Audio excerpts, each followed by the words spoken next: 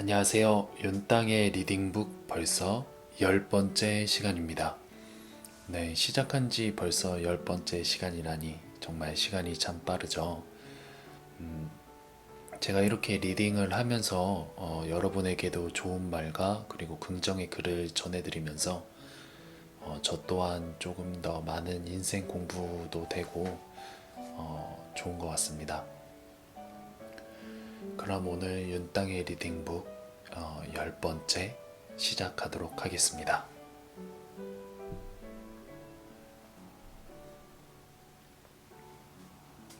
네, 그러면 시작하도록 하겠습니다.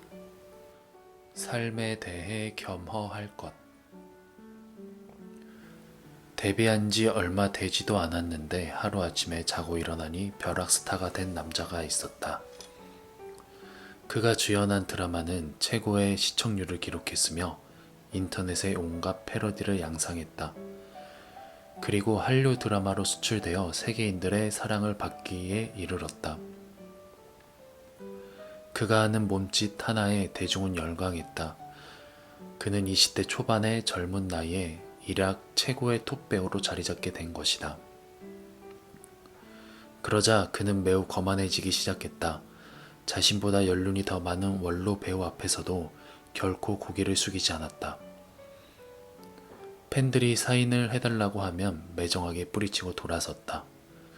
그는 삶이 자신에게 선물한 행운인 성공이 당연한 것인 줄 알았던 것이다. 그러자 주변 사람들의 그의 거만한 행실에 대해 성토하기 시작했다. A는 너무 거만해. 지가 잘나면 뭐가 그렇게 잘났다고 저리 설쳐대는 거야. 정말 마음에 안 든단 말이야. 맞아. 어쩌다 좋은 작품 만나서 운 좋게 뜬재주에 지가 잘나서 뜬 줄 알고 저렇게 목에 힘주고 다니는 꼴이라니. 그런 A는 어떻게 되었을까? 자신의 성공에 교만하던 그는 점점 소외되기 시작했다. 건방진 태도의 그를 자신의 작품에 쓰고 싶어하는 감독이 없었기 때문이다. 결국 그는 대중들의 기억 속에서 사라진 배우가 되고 말았다. 하지만 아직도 그는 왜 자신의 인기가 없어졌는지 전혀 모른다. 몇 년째 일 없이 놀고 있는 그는 혼자서 소주잔을 기우며 이렇게 한탄 중이다. 멍청한 감독들이 내 진가를 몰라보고 있어. 정말 감독들이 멍청할 것일까? 그는 자신의 부정적인 태도가 불러들인 불행을 타인의 잘못으로 돌리고 있는 중이다. 그런 태도를 계속 유지할 경우 그는 어떤 직업을 가져도 다시 불행해질 뿐이다. 그럼 그에게 권장해야 할 태도는 무엇인가? 바로 삶에 대한 겸허함을 가지는 것이다. 긍정적인 사람은 삶에 대해 겸허하다. 벼락스타가 되는 행운이 찾아와도 자만하지 않는다. 늘 변하지 않고 겸손할 사람을 싫어할 사람은 없을 것이다. 오히려 잘나감에도 불구하고 자신을 낮추고 겸손한 사람을 보면 적극적으로 호감을 가지는 게 인간이다. 결국 삶에 대해 겸허하다는 뜻은 삶이 주는 온갖 상황들을 자만하거나 저항하지 않고 자연스럽게 포용한다는 의미이기도 한다. 어떤 일이 생기든지 자만하지 말고 저항하지 말라. 자만하고 저항할수록 삶은 피곤해질 뿐이다. 오히려 삶이 주는 문제들은 부드럽게 수용할 수 있는 태도를 길러라. 가슴을 활짝 열어 삶의 모든 것을 껴안아라. 죽고 싶은 정도로 비관적인 일도 뛸 듯이 기뻐할 만한 일도 겸허한 마음으로 받아들여야 한다. 그대는 하늘과 땅, 그 모든 것들을 품는 우주와 같은 마음을 지녀야 한다. 그렇게 될 때 비로소 그대는 온전한 삶의 주인공이 될 것이다. 백혈병에 걸린 자식을 둔 50대 여인의 이야기다. 중학교 3학년이던 해에 교실에서 갑자기 쓰러진 그녀의 아들은 무려 10여 동안 투병 중이다. 내연녀가 있던 남편은 아들이 백혈병에 걸렸다는 소식을 듣고는 잠적한 채 아예 연락을 끊어버렸다. 그 후 여인은 아들을 홀로 돌보면서 온갖 굳은 일을 다하고 살았다. 빌딩 청소부, 식당일, 파출부, 노점상 등 그녀가 안 해본 일이 없을 정도였다. 그녀는 삶 앞에 겸허했다. 자신의 삶이 비록 감당하기 어려울 만큼 힘들어도 겸허하게 수용했다. 여자와 바람나 병든 아들을 버리고 도망간 남편도 원망하지 않았다. 그저 묵묵히 자신에게 주어진 인생의 숙제를 해결해 나갔다. 그녀는 어떻게 되었을까? 아직도 그녀의 아들은 투병 중이다. 하지만 그녀는 행복하다. 그녀의 사연을 알게 된 어느 방송국에서 그녀와 아들을 위해 치료비와 생활비를 지원하여 주었으며 이웃들도 그녀의 안타까운 사연에 많은 도움을 주고 있다. 그녀는 더 이상 불행하고 외로운 사람이 아니었다. 반면 병든 자식과 아내를 버리고 내연녀와 도망간 남편은 어떻게 되었을까? 그는 지금 거리에서 노숙자로 살고 있다.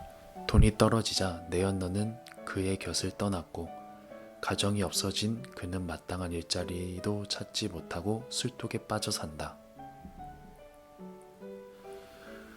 그는 자신이 감당해야 할 일을 거부한 대가를 톡톡히 치르고 있는 것이다. 언뜻 보면 백혈병에 걸린 자식을 홀로 관호하고 살아가는 여인에 참 불쌍하다는 생각을 할 수도 있다. 하지만 그녀는 그녀 나름대로 삶의 방식대로 살아가면서 소소한 행복을 얻고 있다. 타인이 볼 때는 그것이 불행이더라도 본인은 행복이라고 여기는 삶인 셈이다. 그 누구라도 행복한 삶을 살 이유가 있다. 다른 사람을 위해 쇼원도에 진열된 마네킹 같은 삶을 사는 사람만큼 불행한 사람도 없다. 진실되게 산다는 건 그래서 중요하다. 그 진실되게 살아가는 방법이 바로 삶이 내게 주는 것들을 겸허하게 받아들이는 것이다. 설령 그것이 진심으로 피하고 싶은 불행이더라도 절대로 거부해서는 안 된다. 그것마저도 우리들의 인생임을 명심해야 한다. 행운 앞에서도 불행 앞에서도 자만하거나 저항하지 말고 겸허하게 수용하라.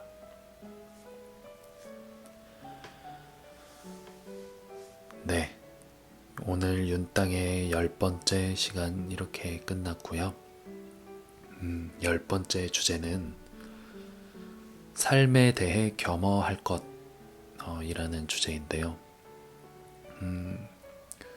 저 같은 경우는 삶을 살아가면서 솔직하게 말씀을 드리면 조금 많이 공손한 편입니다. 하지만 그 공손함을 갖고 있지만 제가 생각했을 때 예절과 예의가 너무 없는 사람에게는 저도 맞불 작전처럼 별로 그렇게 좋지 않는 말과 좋지 않은 행동을 보여주는데요. 이 책의 내용처럼 그런 상황이 오더라도 그거를 자연스럽게 받아들이고 부드럽게 넘어갈 줄도 아는 그런 사람이 된다면 조금 더 멋있어 보이지 않을까 싶네요. 저 같은 경우도 앞으로 뭐 그런 사람을 만나게 되더라도 그렇게 조금 더 발전된 저의 모습을 보여줄 수 있도록 노력해야 될 것 같습니다. 여러분도 앞으로 인생 살아가면서 조금 더 공손한 모습과 그리고 자기 삶에 대해서 겸허할 줄 아는 그런 사람이 되었으면 좋겠습니다. 그럼 오늘은 여기까지 하도록 하겠습니다. 감사합니다. 안녕히 계세요.